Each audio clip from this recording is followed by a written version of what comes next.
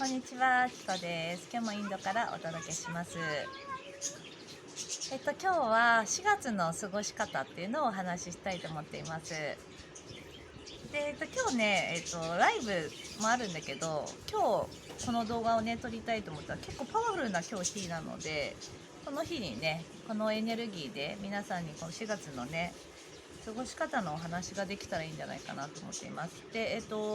まずその4月の過ごし方のところで、私自身数秘とあとマヤ暦をやるんですね。あとチャネリングもやるんですけれども、だからその統計学、まず数秘だと統計学になると思うんですけど、あとはそのマヤ暦っていうのはその宇宙エネルギーが大体決まってるんですよ。どんなエネルギーが降りてくるかっていうのが、大体決まっていて、それをマヤ暦で、表してくれてるから、こんな感じになるっていうのがもう事前に予測ができるので、そこに対して、少しね参考にしていただくと、4月ねどんな風になるか、今年はちょっとそういう感じの出し方をしようかなと思っています。だいたい読めるんですね。で、4月なんですけど、この結果から言いますけれども、まず数比では、9になりますので、手放しとか、結果が出るとかね、手放しっていうことが起きてくる月なんですね。来月4月ですね。そうだから、その手放しとか大きい手放しとかが起きるんじゃないかとか、その変化の時なんですよね、やっぱりね。ずっと変化の時が続いてると思うんですけど、いろんなものの結果が出やすい時だと思うから、なんかすごい大きな行動をするっていうよりも、もう自分自身の内側のこうなんていうの、手放しとか、新しいやっぱり次のサイクルのために新しいこうスペースを作るっていうか、そういう時になってくると思います。だから、結論から言うと、あとそのマヤ暦もね後で読みますけれども、結論から言うと、その結果とかが出てきたり手放しがいろいろ起きてくる時だと思うから、宇宙に委ねるとか任せる、譲るとか、そういう感じで、人にもそうなんですけど、委ねるとか、こうなんていうの、大きなこう流れに身を任せるみたいな感じですね。あとそういう手放すようなことが起きた時は、そこにもう抵抗しないで手放していくとか、そういう感じにしていくといいと思うんですね。なぜなら、そのマヤ暦でものすごいエネルギーが、宇宙エネルギーがものすごい強い時が入るんですね。だからここにもう合わせて一緒に手放していって、その大きいスペースを自分自身に作っておくと、この内側に今度このなんか流れでこうね、自分自身にいろんなものが入ってくるようになるから、ここをうまく使っていくといいと思うんですね。で、あとはちょっと能天気でいるっていうのかな、ポジティブな方に意識向けるっていうのがね大事なんですよ。なぜなら宇宙エネルギーがめちゃめちゃ強いから、いい風に意識を向けながらこう手放していくといいと思うんだけど、すんごい嫌なとこに意識向けてグッてさ凝り固まってると、なんていうのかな、エネルギーの流れとしてもう変化の時だから、手放していかないとグッてなってると、ちょっとうまくいかないことだから、いいことも悪いことも大きくエネルギーとして自分が体験するんじゃないかと思うんですね。だからさ、いい風がいいじゃないですか。だからなるべくちょっとバカみたいにポジティブに意識向けながら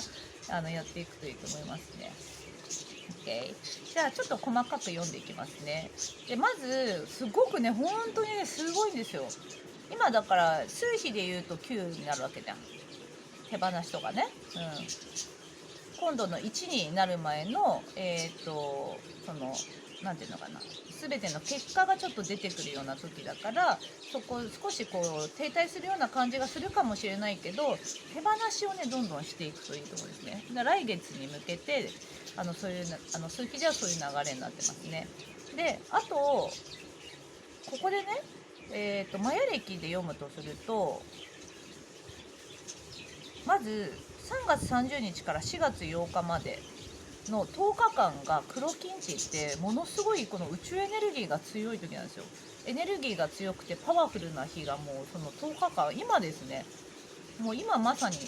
そこに入ってるんだけど、ここは宇宙の扉が開いていつもよりたくさん宇宙エネルギーが降り注いでくるから、宇宙エネルギーが強いってさ素晴らしいことなんですよ。すごいいいことなんだけど、浄化も超強いってことなんですね。だからいいことも悪いことも振り幅がめっちゃ強くなるから、ここがだから要はポジティブに意識向けてればめっちゃわーって楽しいんだけど、ネガティブな方に意識向けてるとうえーってなるから、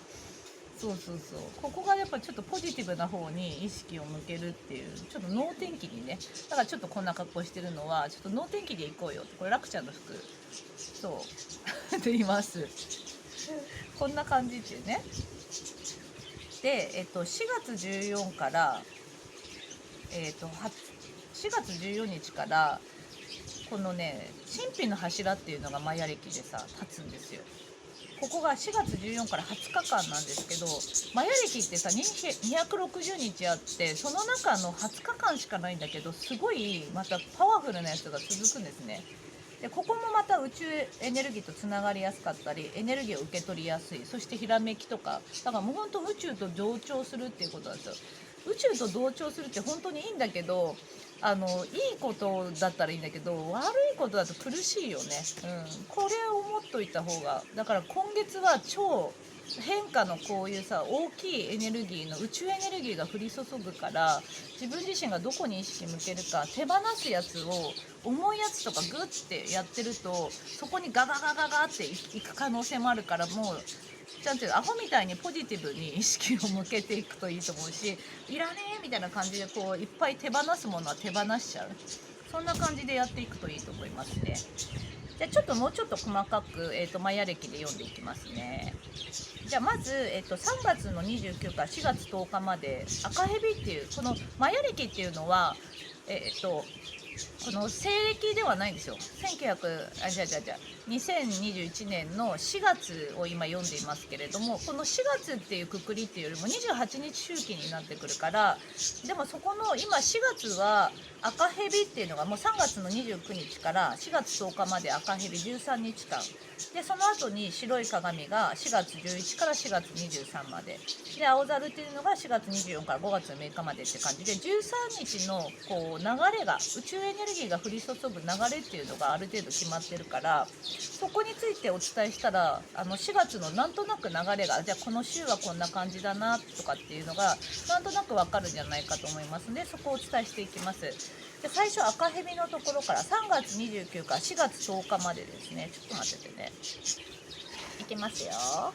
ここの時はまず一番大切なことはリフレッシュすること。赤蛇ってさやっぱすごいパワフルなんですよ。もうとにかくパワフルでごちゃごちゃやりそうな時だからこの時ほどリフレッシュがやっぱり大事で、リラックスして寝ることが大切。この効果は抜群です。感情のコントロールが大切になってきて、寝不足とかちょっとねしないようにしていただくといいと思うんですね。で宇宙にお任せ、もうねエネルギッシュでパワフルな時だから、もう委ねる、宇宙にお任せっていう感じにしていただくといいですね。で、執着を手放すとすごいやっぱりシンクロが起きてきて、執着を手放す大きなものをどんどん手放していって、そうするとシンクロが起きて軽くなってくるから、自分自身がどんどんいろんなものを受け取れるようになってくるみたいですね。そして一つの方向へと進み後戻りをすることはない時だから、ずっとこうエネルギーをね何かにこう注ぐとか手放す時は手放すとか、そんな感じでやっていただくといいと思います。情熱を向けた方向にひたすら進む。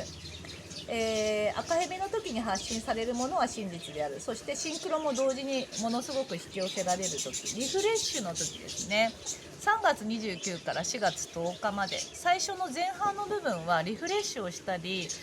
結構ごちゃごちゃ頭で思考が強くなるかもしれないから、その時になるべくリフレッシュをする、リラックスするっていうのを心がけてみてください。次ね、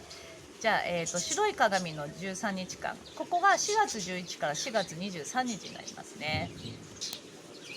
はい。で白い鏡の時4月11から4月23の中にもう柱が立ち始めますね。神秘の柱が14日から立ち始めるから、とにかくエネルギーが強くなります。でこの時は決めて立つ、白い鏡の時ですね。捨てることで最高の運気を手に入れることができる。またこの時捨てる覚悟が定まる時でもある。何捨てんだいそこで大切なのが発想の転換です。すべてのことをプラスと捉えることができれば最高の成功と幸運を手にすることができるですね。そして瞑想が心の平安と素晴らしいアイデアを呼び込むとき、自分の枠を壊して新しい自分を見つけることができる。そして思いの力が実体となるとき、思いの力が溢れ出て現象が空間を突き抜けて振動する。実体化するっていう感じみたいなので、決めて立つ、捨てる、断捨離だな。めちゃめちゃ断捨離。この時にやっぱりね、いろんなこの変化の時で分かるんだけど、結構苦しい現実が来るかもしれないから、その時にやっぱ内側に入って瞑想したり安心していくといいんじゃないかと思いますね。安心リラックス、内側の平安を生きるようにしていただくと、何をこう手放すかとか、今自分がどういう状況かとかっていうところを見ることができるんじゃないかと思います。4月11日から4月23日、ちょうど真ん中あたりはね、そんな感じの13日間がありますので、そんな感じで過ごしていただくといいと思います。そしたら最後、青猿が4月24日から5月6日、ここはちょっと5月に入っていくんだけれども、4月の後半が青猿になるっていうので、ちょっとここ読んでくね。はい、それでは最後の青猿の時ですね。この時は、宇宙からのプレゼント、イメージのエネルギーを最大限に活用できる時ですね。イメージの中に喜びと感謝を織り交ぜながら、自分の夢、輝かしい未来の自分をイメージするといい。そして自分の人生と全ての人の人生は自由で、喜びと感謝と可能性にあふれていることを周りの人に伝えることを意識してみよう。